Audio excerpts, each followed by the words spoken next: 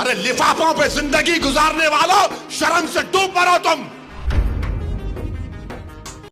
Hello दोस्तों, स्वागत करते हैं आज की इस वीडियो में। आज इस वीडियो में हम असदुद्दीन ओवैसी का वीडियो ले चुके हैं जो बहुत ही गुस्से में है।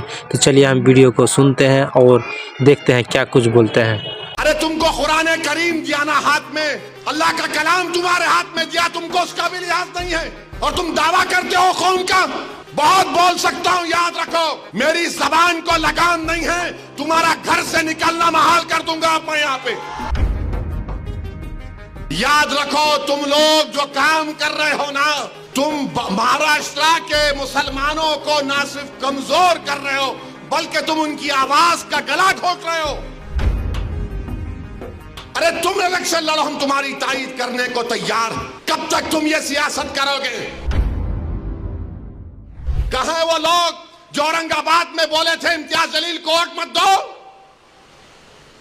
उस समाजवादी पेंडेंट को वोट दो बोले थे। अरे चेहरा दिखाओ औरंगाबाद के अवाम के सामने तुम। अरे लिफाफों पे जिंदगी गुजारने वालों, शर्म से डूब मरो तुम। मेरे घर को आए थे हैदराबाद को, बगैर बोले मेरे घर को आए। मैं वक्फ के बिल की मीटिंग में जा रहा था, पलट मेरा गार्ड फोन करा के साहब इतने लोग आए, मिला।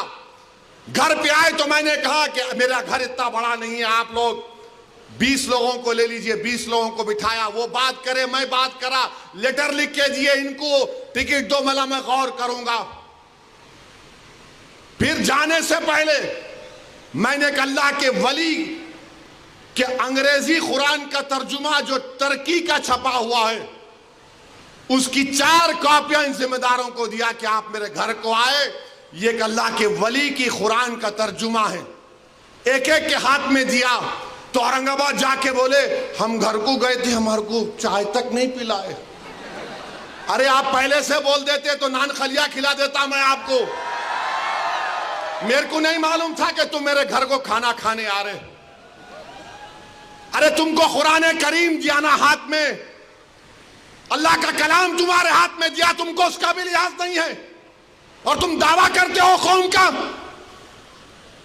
बहुत बोल सकता हूं, याद रखो मेरी जबान को लगाम नहीं है, तुम्हारा घर से निकलना महाल कर दूंगा मैं यहां पे। मेरे भाई इमाम शाफई मुफ्ती साहब बैठे हुए, इमाम शाफई रहमतुल्लाह अलैह का जमाना है। एक दौलतमंद ने कहा कि अगर अल्लाह मेरे को बेटी देगा तो जब उसकी शादी करूंगा दीन और दुनिया की दौलत उसको दूंगा। जब बेटी की शादी का मौका आया, उलमाए किराम के पास गया। उलमाए किराम ने कहा कि नहीं, तू नहीं दे सकता,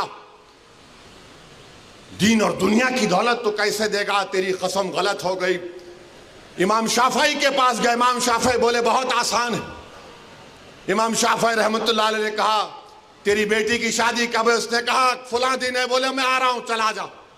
इमाम शाफई पहुंचे, इमाम शाफई रहमतुल्लाह अलैह ने कहा कि आसान है। वो बोला कि हज़रत शादी तो हो गई, क्या है बताओ?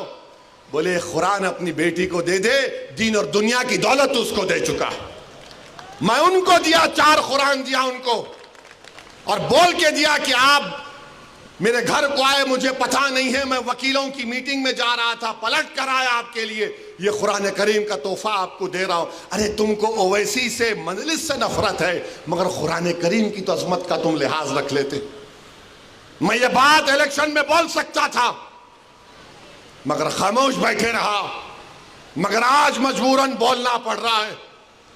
याद रखो तुम लोग जो काम कर रहे हो ना,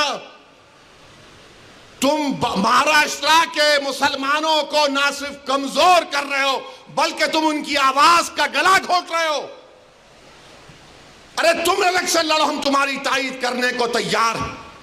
कब तक तुम ये सियासत करोगे? जी हाँ दोस्तों, उम्मीद करते हैं वीडियो आपको अच्छी लगी होगी। इसी तरह हम वीडियो लाते रहेंगे। हमारे चैनल में आप नए हैं तो हमारे चैनल को सब्सक्राइब कीजिए। मिलते हैं अगले वीडियो पर।